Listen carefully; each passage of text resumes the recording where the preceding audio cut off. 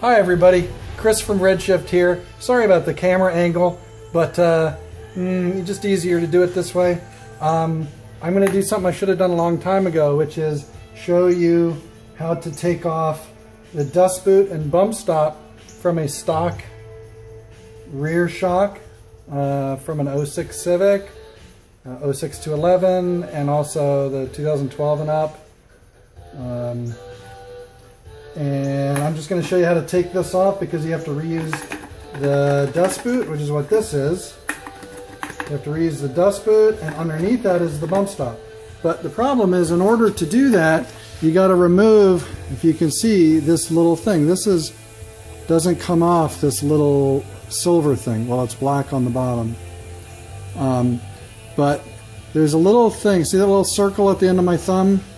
That's the thing that keeps it from coming off. When they make this, something comes in and goes like that and pushes that in, and so that keeps it from coming off. So when you talk about what you have to drill out, you got to drill that little piece out. When you drill it out, then it will come off, and I'm going to do it right down here. So just bear with me. Figured I'll just do the whole thing, show you how long it takes, how long I take to do it. You don't want to be in a big rush because trying to drill through steel can be a little tough. The trick with steel is to go slow. I like to use oil. This is just household oil. I'm using a step drill, but it doesn't matter. This step drill, I don't even know what size it is on the end here. 1/4, probably 1/8. It's probably a 1/8 at the end. So you'll see I set it down in that little hole there, and I put my body weight on it, and I just start to let it go. I'm not going like that. You don't want to do that. Don't do that. Just go real slow. Sorry. Use lots of oil. Oil is your friend. It keeps things cool. And things lubricated. You'll get down to a certain point where you'll see the bottom of the hole sort of cave in. Again, I'm not going fast. It's slow, slow, slow. And you might be able to see it, but you can start to see the shavings. Anyway, so I have this in a vise. This makes it a lot easier. In fact, because the vise is squeezing it this way, it takes that little cylinder and elongates it this way, which means it's easier for me to drill it without hitting the threads. And at this point, I've drilled down far enough so that I should be able to just pull this out. Not quite through enough yet. Keep going.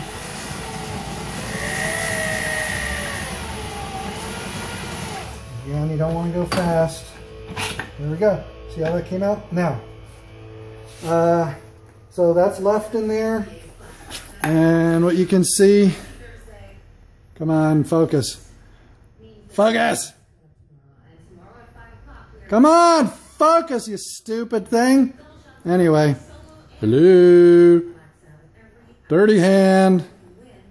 All right, yes, I'm a little weird. I don't care.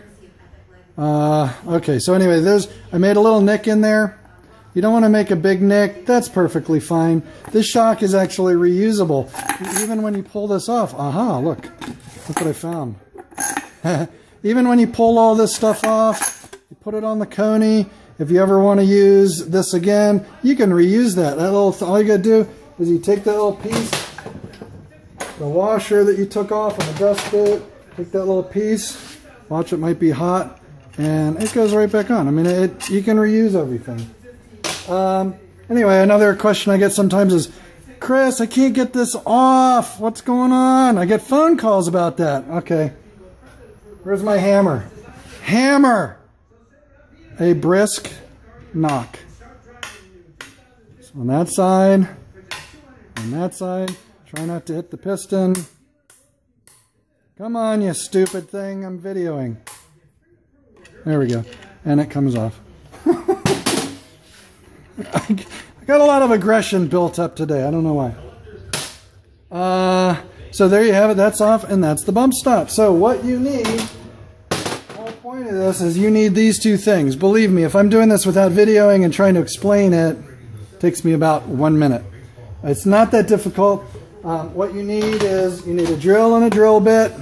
There's a hole here. This is for the stock shock. Obviously, this is too small for the Koni. So what we have to do is drill that out. I just happen to know that I need to go 2 step drills down. Be careful because this metal part can separate from the plastic part. So when you're doing this, be a little gentle as you're doing it. Oh, you know what? Don't do what I'm doing and have a glove on.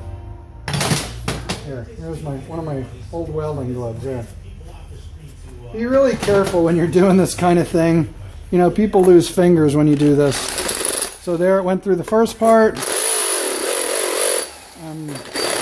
I'm probably not being as careful as I should be. There.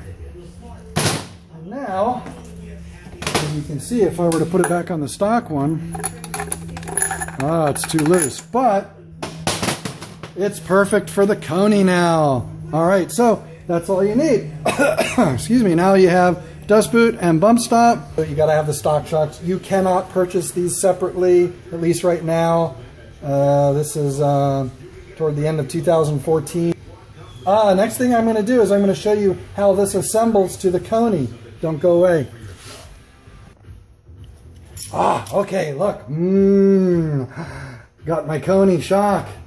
Look at the adjusters. How beautiful. So Koni gives you a little white thing. That's the adjuster that goes on top. This spins. They don't click. They just sweep. They usually rotate about 2 full turns. People talk about adjusting these in terms of quarter, half, full turns from full soft or full stiff. That's how you do that. The sequence of how this goes on, can you see that? Yes. Okay, so sequence of how this goes on.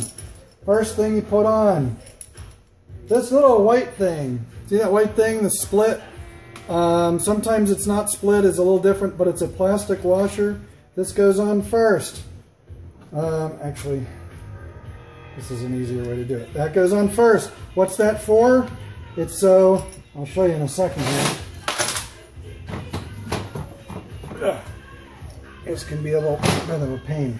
What's that for? That's for when, if you hit the bump stop really hard, you can hit the bump stop and push it down so hard that this can make a seal on that. If this little split washer is not there, then this bump stop can seal against this steel top and can actually damage the upper seal. Make sure this little white washer is there. It's there to help that pressure inside, that little bit of pressure, escape. Make sure that's on there. So next thing you do is put on the bump stop. Okay, hopefully I got everything here. There's 2 flat washers. There's 2 flat washers. There's a smaller diameter one and a larger diameter one. The smaller diameter one goes on first. That's the one that goes under the bump stop. Smaller goes under the bump stop. That makes sense, right? That sits on there. Then the next thing is the larger one, and then this sleeve, this little sleeve. Now that's the same thing as what you took off. Remember this thing that you drilled out and took off? Well, we're not going to reuse that. That doesn't fit. It's too small. So use Koni's nice new one. Now, I got my car right here. Can I grab one of these? Wait, where the hell is it? Yeah, after you put that sleeve on, next thing you put on is, there's 2 of these per side. The larger diameter part of it, see how it's got a smaller diameter side and a larger diameter side? The smaller side goes away from the body of the car. Because when you put this in, the body of the car is sitting right here. And there's another one exactly like this that actually goes exactly upside down. And those larger parts go toward the body of the car. So there you have it. See the shock as it is right now?